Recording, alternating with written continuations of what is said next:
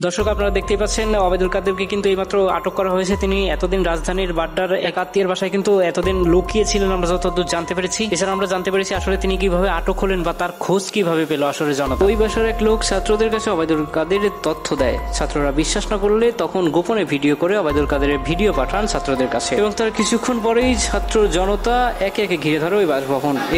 অবশেষে গ্রেপ্তার হলেন ওবায়দুল কাদের। ওবায়দুল কাদের বোরকা পরিয়ে দেশ থেকে পালানোর সময় তিনি আটক হয়েছেন। ওবায়দুল কাদেরকে বাংলাদেশে কোনোভাবেই তাকে দেখানো যাচ্ছিল না। শেখ হাসিনা পদত্যাগ করে দেশ থেকে পালানোর পরেই তারপরের থেকেই ওবায়দুল কাদেরকে কোনোভাবেই দেখা যাচ্ছিল না।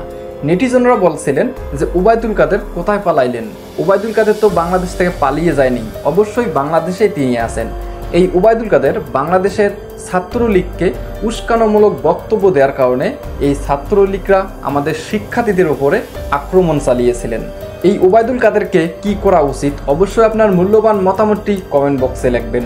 ওবায়দুল কাদের কিন্তু বর্তমান পুলিশের হাতে, তিনি কিন্তু বর্তমান জেলখানার মধ্যে। এই ওবায়দুল কাদেরকে কি শাস্তি দেওয়া উচিত হবে, অবশ্যই আপনার মূল্যবান মতামতটি কমেন্ট বক্সে লিখবেন। এই ওবায়দুল কাদের বাংলাদেশের মধ্যে বড় বড় কথা বলেছিলেন এবং উস্কানোমূলক বক্তব্য দিয়েছিলেন।